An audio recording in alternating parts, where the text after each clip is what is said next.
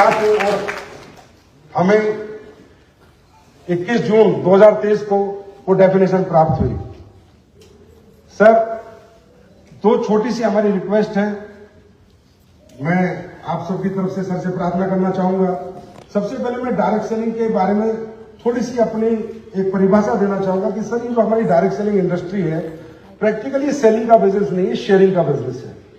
यहाँ पर जो लोग काम करते हैं सर, वो ओल्ड एज भी होते हैं, यंगस्टर्स भी होते हैं, वुमेन्स भी होती है, मेंस भी होते हैं, इलिटरेट भी होते हैं और लिटरेट भी होते हैं। और सभी लोग यहाँ पर काम कर एक part time income, full time और पार्ट टाइम दोनों तरह से करते हैं।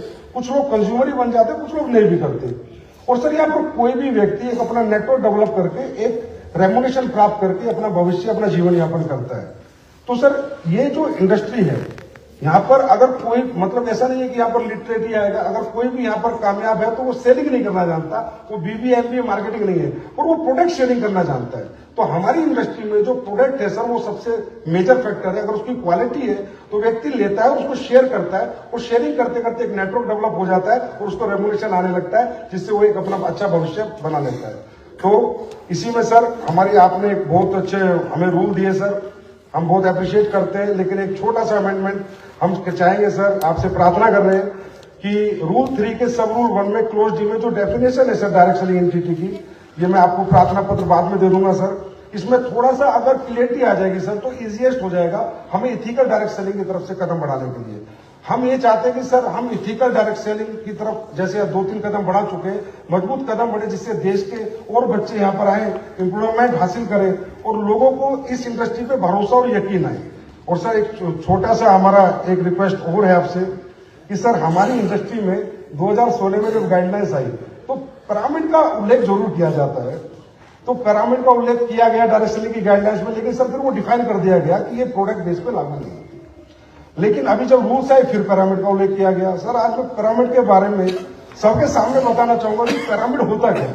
सर, पिरामिड होता है, एक कंपनी होती थी मनी रोटेशन, वो पिरामिड बनाती थी, एक स्ट्रक्चर बनाती है नीचे, उनको हम सीधा पैसा कंपनी को देते हैं। Company ABC auto pool, auto filling करती है, DE फिर ऊपर पैसा देगी, फिर EF GH उनको पैसा देके फिर ऊपर पैसा देगी, और वो क्लैश हो जाता है सर 8 महीने 10 महीने में। तो वो पिरामिड से हमें कैसे जोड़ा गया सर, हम आज तक ही समझ नहीं पाए। ये डेफिनेशन आई कहां से, किसने दी? क्योंकि प्रोडक्ट बेस में तो पिरामिड बन ही नहीं सकता सर। वो इसलिए नहीं बन सकता सर कि हमारे साथ जितने भी डायरेक्ट सेलर्स नहीं आते, टोटल कंज्यूमर्स आते हैं सर, और प्रोडक्ट यूजर्स आते हैं। उसमें से कुछ लोग यहाँ अपना भविष्य डायरेक्ट सेलिंग में लगाते हैं। जैसे एक कंपनी में सर, आज बड़ी कंपनी जैसे RCM है, तो इसमें 3 करोड़ लोग आज सर कंज्यूमर है। लेकिन जो अगर डायरेक्ट सेलिंग एक्टिवली कर रहे हैं, वो 8-10 लाख लोग कर रहे हैं। बाकी 2 करोड़ 90 लाख लोग इनके सिर्फ यूजर्स हैं। आज इंडस्ट्रीज की बात करें तो 1.5 करोड़ से ज्यादा का मेरे ख्याल कंज्यूमर नेटवर्क है। लेकिन इनके यहाँ काम करने वाले, रेगुलर इनकम लेने वाले, रेगुलर मेहनत करने वाले लोग 10 लाख के आसपास होंगे। तो इसीलिए पिरामिड तो दूर दूर तक हमसे दूर तक कोई रिश्ता नहीं है, पर ये पता नहीं कहां से आती है। तो सर, क्योंकि इससे क्या होता है सर, हमें इन्फोर्समेंट एजेंसी बहुत परेशान करती है, बहुत हरास करती है, और लास्ट में जाके ये कह देती है तुम भी तो पिरामिड हो। क्योंकि सर, हमारा सिंगल लेयर नेटवर्क बन ही नहीं सकता, हमारा तो मल्टी लेयर ही बनता है। और आज आप देखिए सर कि प्रोडक्ट बेस्ड और क्वालिटी बेस्ड कंपनियां हैं, तो 60 साल 70 साल से पूरे वर्ल्ड वाइड कंपनियां काम कर रही है सर। पिरामिड कहां 60-70 6 महीने नहीं टिकते। तो अगर 60-70 साल से कंपनियां काम कर रही है, और सर 70 हजार करोड़ के कंपनियों के टर्नओवर है, और वो 70 आज हमें बताते हुए गर्व महसूस हो रहा है कि हमारे बीच में भी आज बड़ी बड़ी कंपनी, इंडियन कंपनी है, जिन्हें 25-25 साल काम करते हो गए।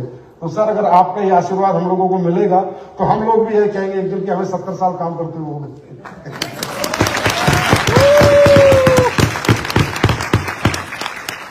तो सर, ये प्रार्थना हमारी आपसे है सर, और ये प्रार्थना हमारी, मुझे पता है सर, आप जरूर पूरी करते हैं। जो भी हमने आपसे मांगा है, आपने हमेशा स्वीकार किया है।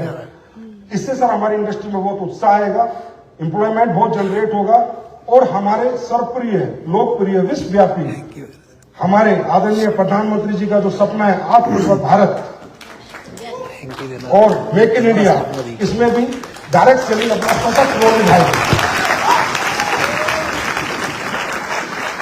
तो फिर एक बार आपको प्रार्थना करते हुए सर अपनी वाणी को विराम देना चाहूंगा। जय हिंद, जय भारत, बहुत बहुत धन्यवाद।